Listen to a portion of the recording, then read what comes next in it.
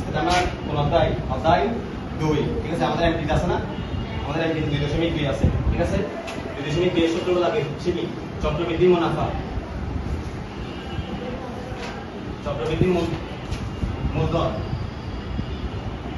C সমান P into 1 plus R to the power n। ঠিক আছে, C মানে হচ্ছে চক্রবৃদ্ধি মূলধন, P মানে হচ্ছে আসল, R মানে হচ্ছে মুনাফার হার, আর n মানে হচ্ছে সময়। ঠিক আছে, আচ্ছা তো আরেকটা সূত্র আছে, সেটা হচ্ছে কি চক্রবৃদ্ধি মুনাফা সমান কি C মাইনাস P। ঠিক আছে, যখন আমাদেরকে চক্রবৃদ্ধি মুনাফা নির্ণয় করতে হবে, তখন আমাদের প্রথম কাজটা থাকবে কি, আমাদের চক্রবৃদ্ধি মূলধন নির্ণয় করতে হবে। চক্রবৃদ্ধি মূলধন C নির্ণয় করলে আমরা C থেকে আসলকে যখন বিয়োগ করব, তখন আমরা কি পাবো? যে চক্রবৃদ্ধি মুনাফা পাবো। ঠিক আছে, এই দুইটা সূত্র। C মানে হচ্ছে চক্রবৃদ্ধি মূলধন, আর P মানে হচ্ছে আসল, আর মানে হচ্ছে মুনাফার হার, n মানে হচ্ছে সময়। তাহলে চক্রবৃদ্ধি মুনাফা নির্ণয় করতে বললে আগে কি নির্ণয় করতে হবে? চক্রবৃদ্ধি মূলধন। ঠিক আছে, আচ্ছা আমরা অনুশীলনে আসি। অনুশীলনী 2.2 এর 2 নম্বর ম্যাথ। 2 নম্বর ম্যাথ কি বলছে? বার্ষিক 10% মুনাফায় 8,000 টাকা 3 বছরে চক্রবৃদ্ধি মূলধন কি করো? নির্ণয় করো। তাহলে আমার এখানে কি কি দেওয়া আছে? বার্ষিক 10%, তাহলে মুনাফার হার আর দেওয়া আছে, মুনাফায় 8,000 টাকায়, তাহলে কি দেওয়া আছে? 3 বছর সময় দেওয়া আছে। তাহলে চক্রবৃদ্ধি মূলধন নির্ণয় করতে বলছে না? তো চক্রবৃদ্ধি মূলধন নির্ণয় সূত্র কি? C সমান P into 1 plus R to the power n। আমার P এর মান দেওয়া আছে 8,000, আর এর মান দেওয়া আছে কত?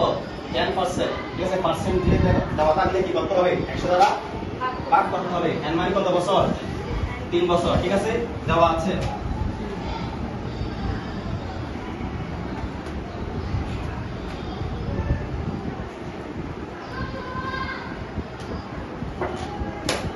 মুনাফার হার সমান কত পার্সেন্ট? 10%। এটাকে কত দ্বারা ভাগ করতে হবে? 100 দ্বারা ভাগ করতে হবে। সময় n, n সমান কত বছর? আসল P সমান কত? 8,000। ঠিক আছে, ওকে। তাহলে আমরা জানি কি চক্রবৃদ্ধি মূলধন নির্ণয় করতে বলছে না? চক্রবৃদ্ধি মূলধন C সমান P into 1 plus R to the power n। আমরা জানি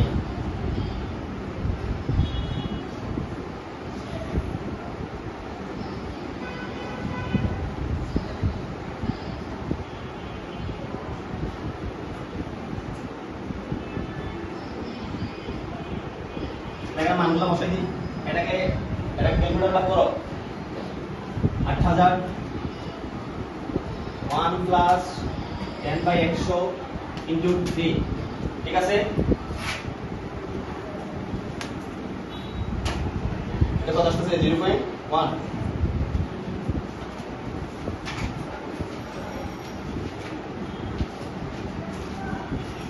আমি পরিবর্তন মুছে দিচ্ছি।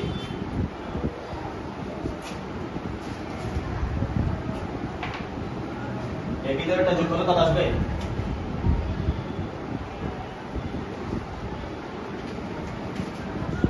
এটাকে ক্যালকুলেটর মারি তাড়াতাড়ি। আমাকে দাও।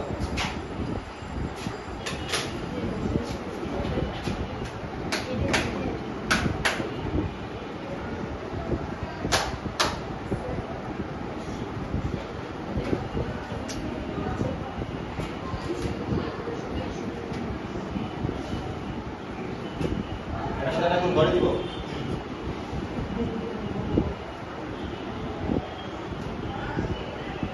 টাকা 648। এটা হচ্ছে আমাদের উত্তর। ঠিক আছে, এবার বার্ষিক শতকরায় 10 টাকা মুনাফায় 5,000 টাকা 3 বছরের সরল মুনাফা ও চক্রবৃদ্ধি মুনাফার পার্থক্য কত হবে? ঠিক আছে, বার্ষিক শতকরা 10 টাকায়, তাহলে মুনাফার হার দেওয়া আছে আর সমান 10%, অর্থাৎ 10/100 বা 0.1। ঠিক আছে, মুনাফায় 5,000 টাকায়, তাহলে আসল বি দেওয়া আছে 5,000 টাকা, সময় n দেওয়া আছে 3 বছর। কত বছর? 3 বছর। আমাকে বলছে দুইটা জিনিস বলছে এখানে, সরল মুনাফা ও চক্রবৃদ্ধি মুনাফার পার্থক্য কত? আমরা 2 একে কি শিখলাম? সরল মুনাফা I সমান PNR। কি শিখলাম? সরল মুনাফা আমরা জানি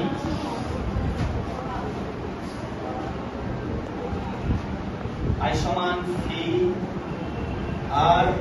ঠিক আছে, আমার এখন সরল মুনাফা I নির্ণয় করার জন্য আমার ফি দেওয়া আছে, আর দেওয়া আছে, এন দেওয়া আছে। এর মান কত? 5000, আর এর মান 0.1, এন এর মান হচ্ছে 3। ঠিক আছে, এটা গুণ করলে যেটা আসবে সেটা গুণ করি।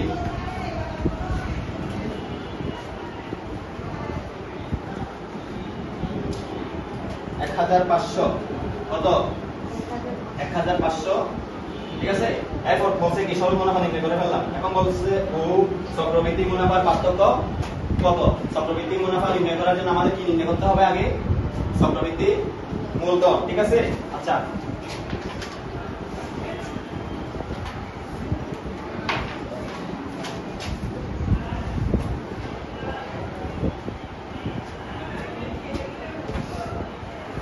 চক্রবৃদ্ধি মূলধন C সমান কি? P * 1 plus R to the power n। P এর মান কত?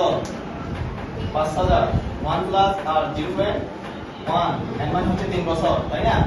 তাহলে 5000 1.1 টু দি পাওয়ার 3। ঠিক আছে,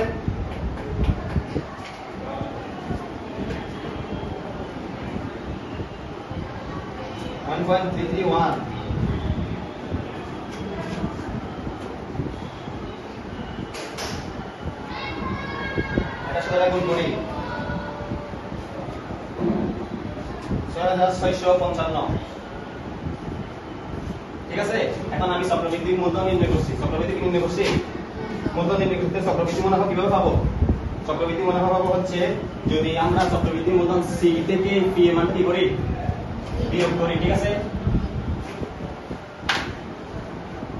তাহলে আমরা কি জানি?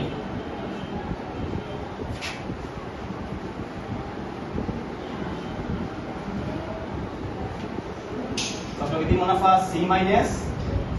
C এর মান কত পাইছি? 6655 মাইনাস P এর মান কত দেওয়া আছে? 5000। এটা থেকে এটা বিয়োগ করলে কত আসবে? 1655 টাকা না? এখন কি আমার এতটুকু শেষ না? আমার আজ চক্রবৃদ্ধি মুনাফা নির্ণয় করছি। যে আমার ম্যাথে কি বলছে? সরল মুনাফা ও চক্রবৃদ্ধি মুনাফার পার্থক্য নির্ণয় করতে বলছে। আমি সরল মুনাফা এর আগে কত পাইছিলাম? 1500 না? এটা থেকে যদি বড়টা থেকে ছোটটা বিয়োগ করলে আমাদের পার্থক্য নির্ণয় হয়ে যাবে না? বুঝি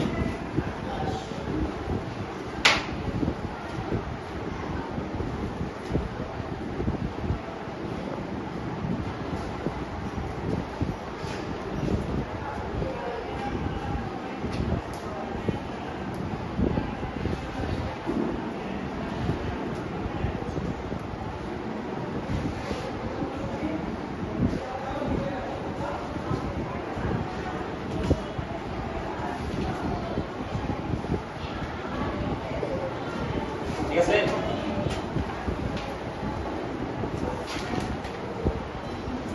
সবাই